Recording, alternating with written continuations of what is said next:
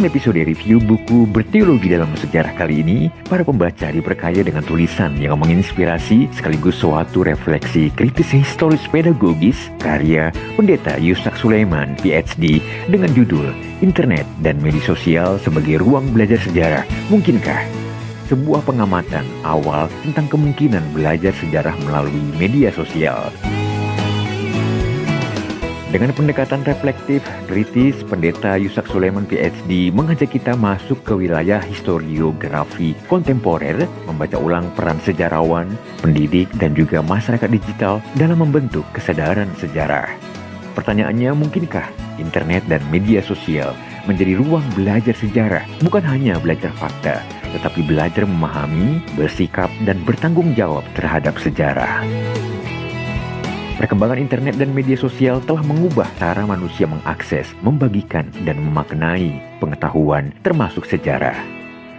Tulisan ini juga menjadi resensi reflektif atas sejumlah kajian dan pemikiran sejarawan serta pendidik yang menanggapi kemungkinan media sosial sebagai ruang belajar sejarah.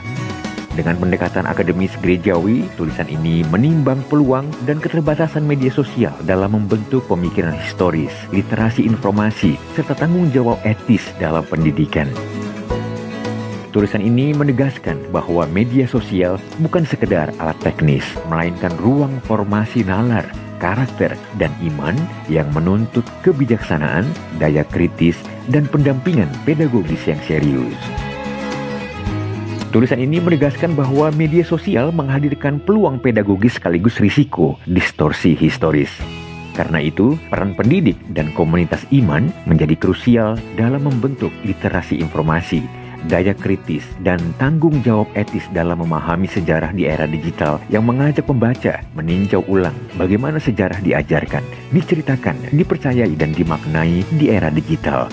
Bukan hanya sebagai catatan masa lalu, tapi juga sebagai ruang pembentukan nalar kritis, etika publik, dan kesadaran iman. Kita hidup di zaman ketika informasi tersedia berlimpah, cepat, dan nyaris tanpa batas. Dan sejarah yang dahulu identik dengan buku teks, arsip, dan ruang kelas, kini hadir di ruang yang sama sekali berbeda, lini masa media sosial. Ia muncul dalam kutipan singkat, video pendek, unggahan viral, dan diskusi publik yang terbuka. Melalui tulisan ini, Pendeta Yusak Sulaiman PhD mengajak kita bersikap kritis. Sejumlah sejarawan yang dikutip dalam tulisan ini menyambut media sosial dengan sikap yang beragam. Catherine Fletcher mengakui bahwa media sosial memudahkan pertukaran gagasan, jejaring akademik, dan akses terhadap sumber-sumber baru.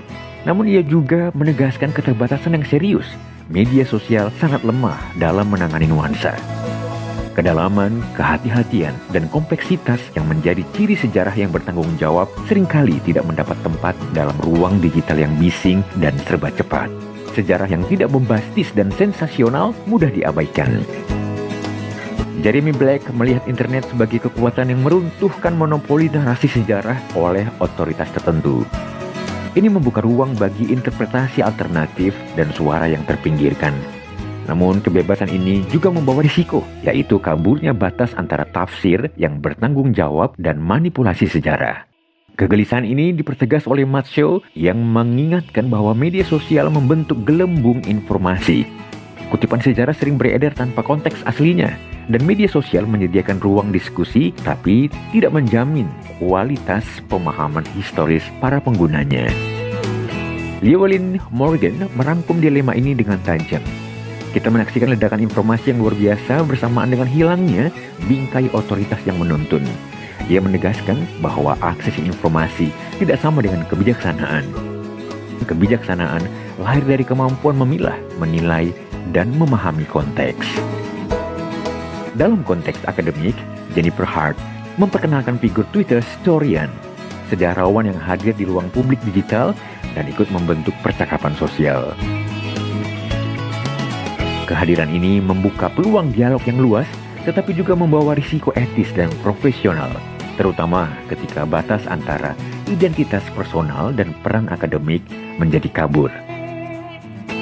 Dari dunia pendidikan, penelitian Heather L. Bennett menawarkan perspektif yang lebih konstruktif.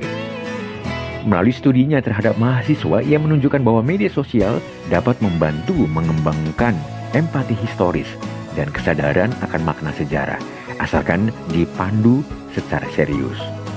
Metode digital perlu dipadukan dengan pembacaan mendalam dan refleksi kritis.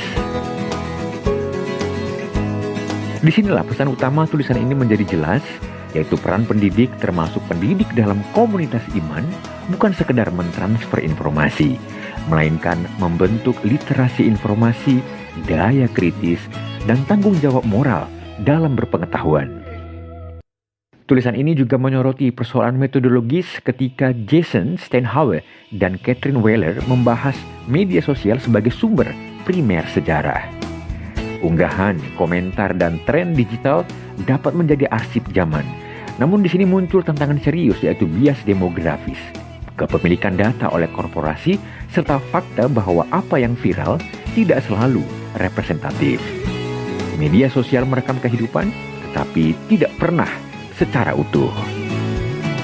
Osman Okumus mengkritik cara mengajar sejarah yang terlalu menekankan hafalan dan verbalitas.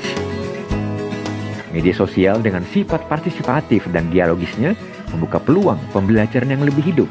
Namun keberhasilannya sangat tergantung pada kesiapan pendidik yang sering kali tertinggal dibandingkan peserta didik yang sudah menjadi generasi digital. Contoh praktik dari Alexis Anderson dan Himani Sud menunjukkan bahwa media sosial dapat mengubah pembelajaran sejarah menjadi pengalaman yang reflektif dan partisipatif. Dengan memerankan tokoh sejarah, mahasiswa tidak hanya mengingat fakta, tetapi belajar memahami konteks dan dampaknya secara empati. Pada akhirnya, tulisan ini menegaskan bahwa media sosial bukan sekedar alternatif, melainkan realitas yang tidak terelakkan. Namun realitas ini menuntut kebijaksanaan. Sejarah yang terlalu disederhanakan memang mudah diingat, tetapi berisiko menjadi propaganda dan distorsi kebenaran. Media sosial pada akhirnya dapat menjadi ruang belajar sejarah bukan karena teknologinya, melainkan karena kedalaman refleksi, kejujuran intelektual, dan kebijaksanaan komunitas yang menggunakannya. Tanpa literasi informasi dan sikap kritis, media sosial justru memperkuat kesalahpahaman dan memperdalam polarisasi berbasis ingatan kolektif yang rapuh.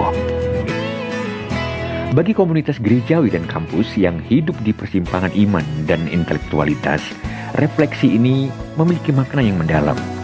Pertanyaannya bukan sekedar apakah media sosial digunakan, melainkan bagaimana ia membentuk cara kita memahami masa lalu dan memaknainya bagi kehidupan hari ini.